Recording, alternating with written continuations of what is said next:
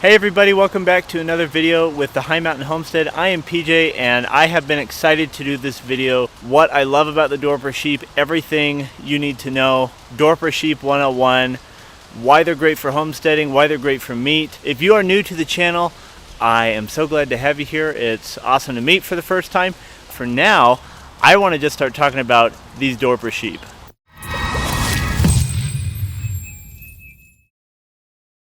Alright, so it is not possible for me to talk about why I love the Dorper sheep so much without talking about a little bit of history as to how I got here. So, ever since I was young, I have always wanted animals. I thought that would be very cool. However, I grew up in Orange County, California, and we just didn't have a lot of room for that.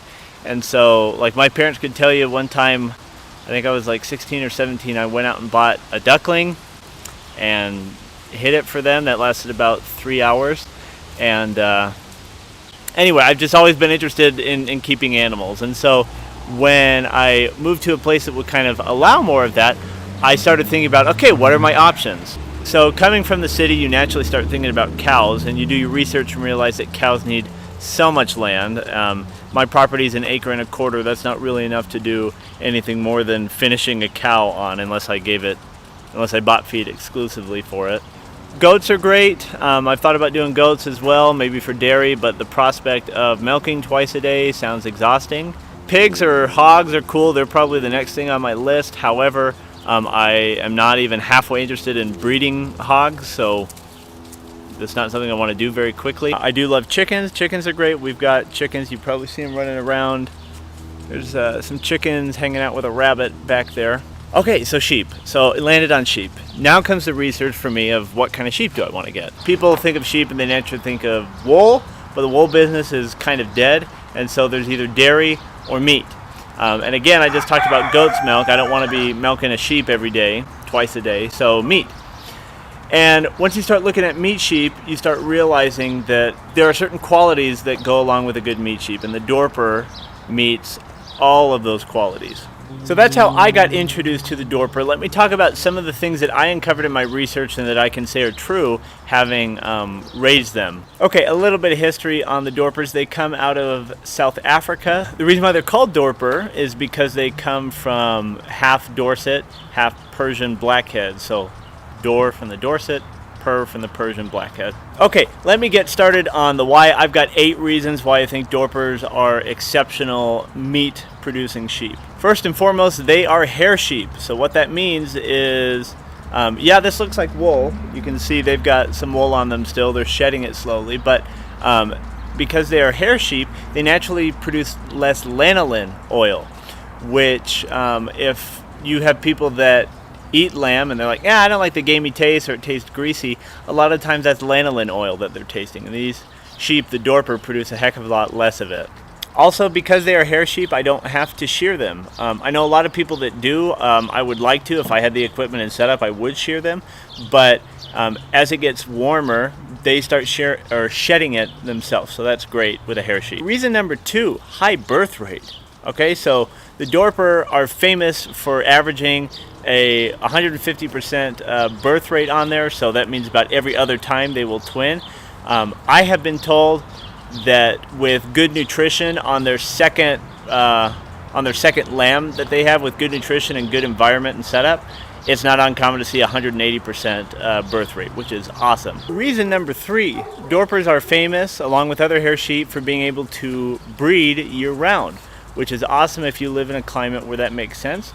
I am in Utah, which means we've got some pretty cold winters, and so it makes sense to do just a once-a-year breeding. But in South Africa, where they originated, year-round breeding is awesome, so that's a huge plus for more commercial breeders. So if you do pursue that, that could be as much as 50% more yield from the sheep. However, I've heard from a number of people that I really respect who raise Dorper that breeding them once a year gives a better yield in the end. It gives bigger lambs. It usually has more likelihood to twin or triplet. So that's the route I'm taking. But you can totally breed them year round, which is very cool. Reason number 4, and I'm just going to throw this one right in the middle.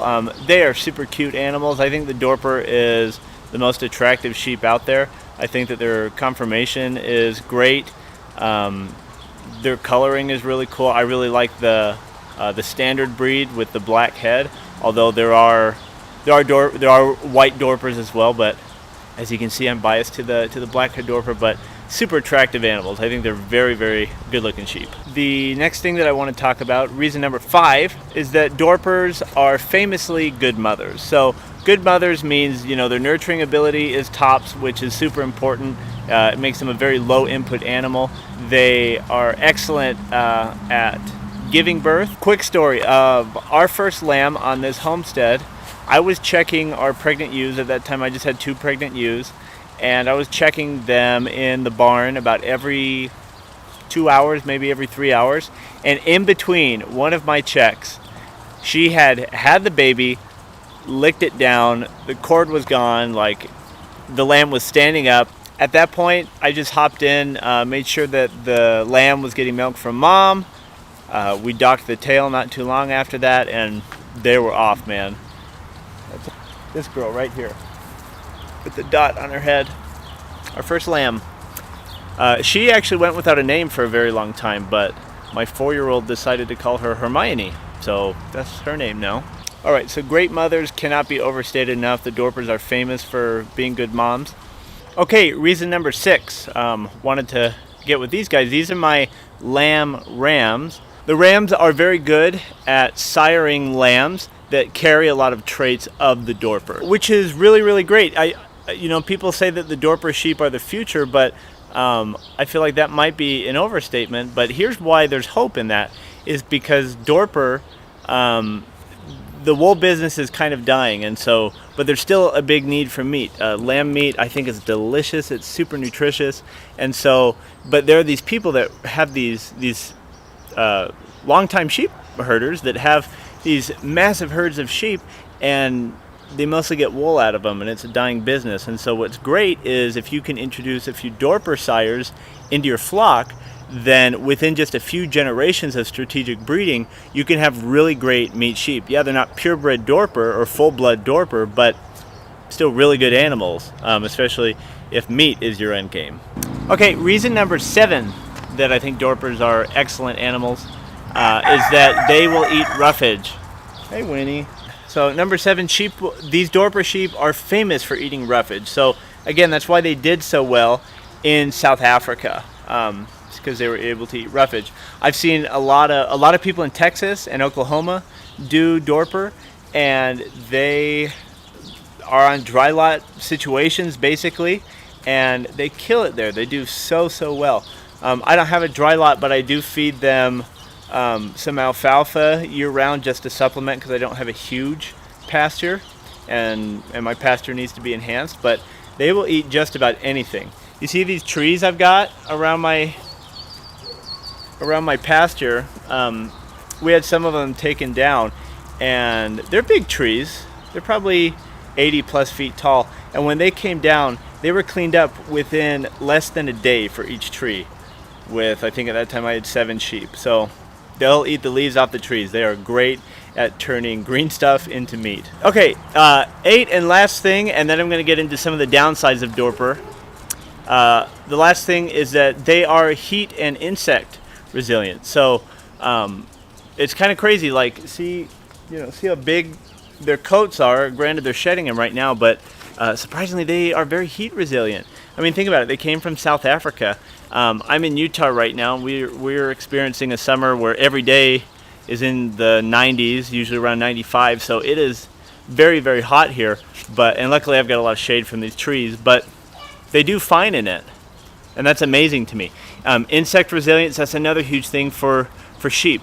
If you're a shepherd person, sheep keeper, what's that called? If you keep sheep, you do not like insects and infections with your animals. So it is awesome how insect resilient these Dorper are. Insect and parasite resilient. Okay, now for the downside of these Dorper. They're not great wool sheep. That if you do want to keep them clean, you will have to learn how to shear or shear it yourself, and you won't get anything out of that wool. We use it for bedding with our chickens, our laying hens, but other than that, it's pretty much a garbage or a novelty product. It's not very good to spin with.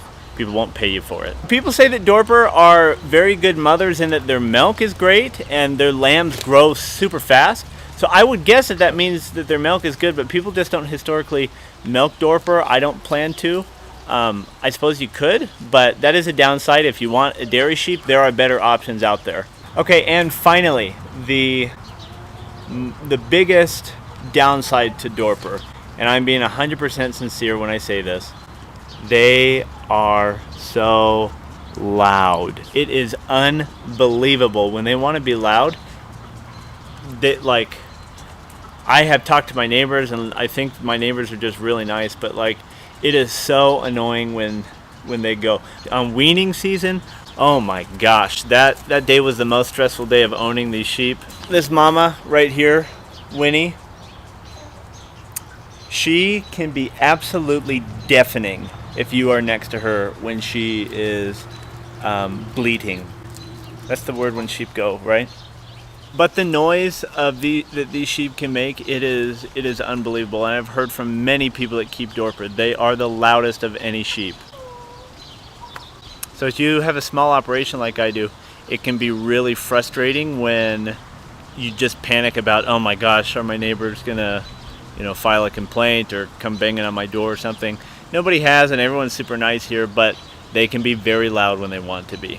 Okay, and I've never kept a ram before. When I got my first set of Dorper, it was a trio, 2 ewes and a ram, and my ram was pretty aggressive toward me. He started off sweet, and I think I conditioned him maybe by being too friendly with him, but he would charge me. He charged my wife, he charged the kids. Luckily he never hurt any of them. He has hurt me a few times, but I don't know if he was more aggressive. I don't know if I was just being a dumb owner, but it is possible that the rams are more aggressive. Okay, so that's what I got today. Those are all my favorite things and some of the things that I think you should consider about Dorper.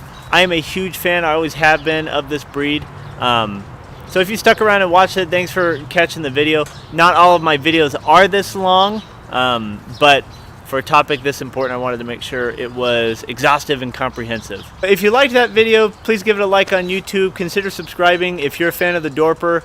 I do videos very often about these sheep. I do at least 1 video a week, most of them about the Dorper. Thanks for sticking by, and I hope to see you again on the next video with the High Mountain Homestead.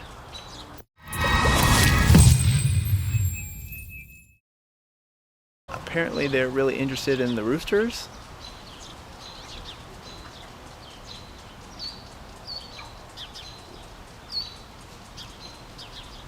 It's like they'd never seen a rooster before.